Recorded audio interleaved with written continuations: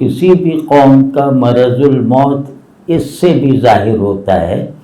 کہ اس کے یہاں شخصیات انفالیبل مان لی جاتی ہیں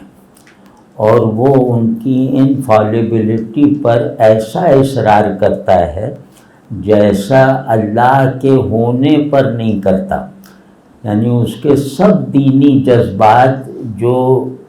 معیاری طور پر اللہ کی کتاب، اللہ کے رسول صلی اللہ علیہ وسلم سے متعلق ہونے چاہیے تھے اور اس تعلق کو مضبوط کرنے میں صرف ہونے چاہیے تھے اور اس تعلق ہی سے پیدا ہونے چاہیے تھے، وہ سب اس نے خرچ کر دیے ہیں راستے میں. اب اس کے پاس اللہ کے لیے کچھ نہیں رہ گیا ہے. تو وہ سبب کیا ہے کہ اس نے الوہیت کے عناصر اور رسول صلی اللہ علیہ وسلم کی عصمت اور حجت کے عناصر یہ دوسری شخصیتوں میں جیسے ڈال کر خرچ کر دیا ہے. یعنی اب سمجھ میں نہیں آتا کہ فلاں حضرت سے نبی کیسے افضل ہیں، فلاں شخصیت کی موجودگی میں اللہ کی کیا ضرورت رہ گئی، یا فلاں کی کتاب کے آگے قرآن کا کیا جواز رہ گیا، اور فلاں کے علم کے سامنے یہ دینی اور دنیاوی سارے علوم اپنی مراد کو پا گئے، بس اب انہیں سے پوچھتے رہو، اور سائنس میں بھی ان سے پوچھو، اس میں بھی ان سے. مطلب یہ کہ یہ ہمارے یہاں تمام ہے، یعنی تمام عالم اسلام میں ہر ڈسپلن کے اندر شخصیت پرستی کا دورہ ہے. خدا فراموشی کے نتیجے میں خدا فراموشی کا گلٹ نہ پیدا ہو تو اس میں پھر یہ دھوم دھام سے شخصیتوں کا تذکرہ ہے، اور خدا کا حوالہ محض آرائشی ہے، اور بعض جگہوں پر رسول صلی اللہ علیہ وسلم کا حوالہ بھی محض جبری ہے، مجبوراً دینا پڑ رہا ہے.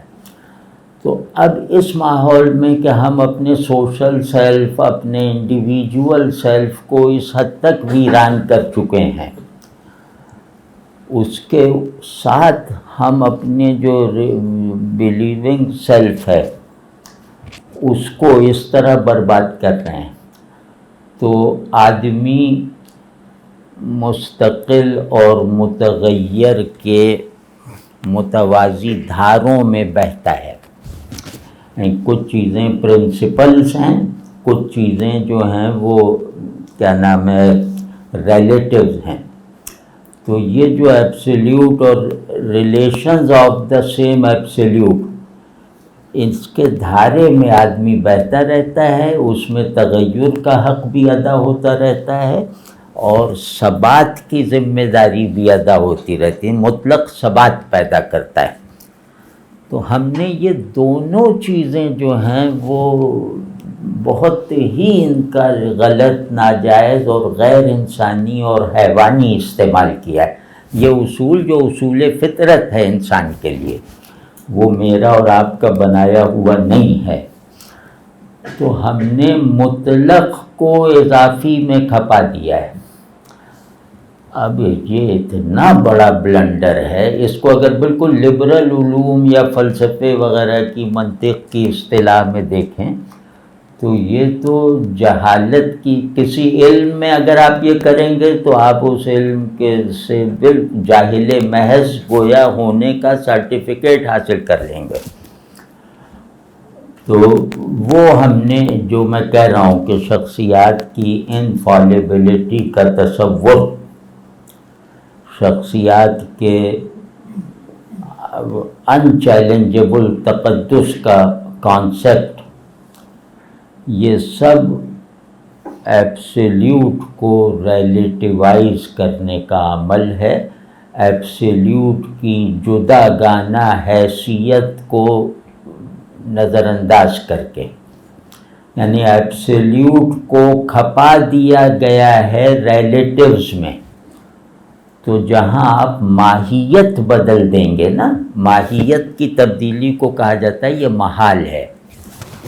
کہ کہ جیسے پانی کو آپ نمی سے محروم کر دیں، پانی میں نمی کا، آگ میں گرمی کا اگر آپ انکار کر دیں تو اس کا مطلب ہے کہ آپ نے ماہیت بدل دی ہے، اور ماہیت بدلنے سے بڑا کوئی جرم نہیں ہے۔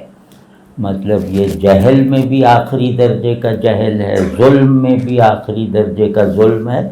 تو آپ دیکھتے نہیں ہر فیلڈ میں کہ وہ صاحب ہو گئے عبدالعزیز، وہ فتح کر کے چلے گئے ہیں، اب ہر جگہ ان کی تصویریں لگی ہوئی ہیں،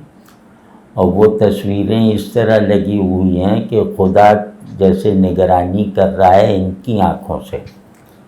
مطلب مقدس بنا کے لگی ہیں نا، ان کی حاکمیت کو مسلسل رکھا جا رہا ہے۔ تو ہر جگہ کوئی انقلاب آ گیا، اس کے بانی کو پوجا جا رہا ہے، انقلاب اور اس کے میکینزم، اس کے تقاضے ایک طرف رہ گئے، اب اس کے بانی کو پوجا جا رہا ہے۔ یا ہمارے یہاں جیسے ہم دوسروں کیا مثال دیں،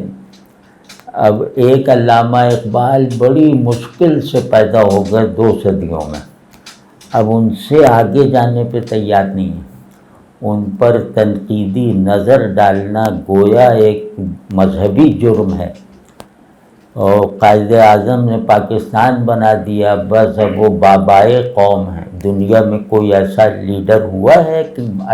اچھے معاشروں میں جہاں بابائے قوم کا لقب ملے؟ یہ ہم لوگ ہیں، مسلمانوں میں ہے، اور وہ بالکل ان کو ایک لمحے کے لیے بھی ہمیں یہ تصور کرنے کی اجازت نہیں ہے کہ ہم قائد اعظم کی کوئی غلطی جو ہے وہ نکال دیں، اور اس سارے عمل کا مطلب ہے کہ بس قائد اعظم پہ ہمارا سفر ختم ہو گیا، اب ہر لیڈر کو ان کی تقلید کرنی ہے، ان کی پیروی کرنی ہے، ان کے سیاسی تصورات کی دینی عقائد کی طرح پابندی کرنی ہے۔ اعتراض غلط بھی ہو تو اس پر پابندی نہیں ہونی چاہیے۔ مضبوط سوسائٹیز آپ کو یہ اسپیس دیتی ہیں کہ آپ غلط کر دیں تاکہ آپ صحیح ہو جائیں، ٹھیک ہو جائیں۔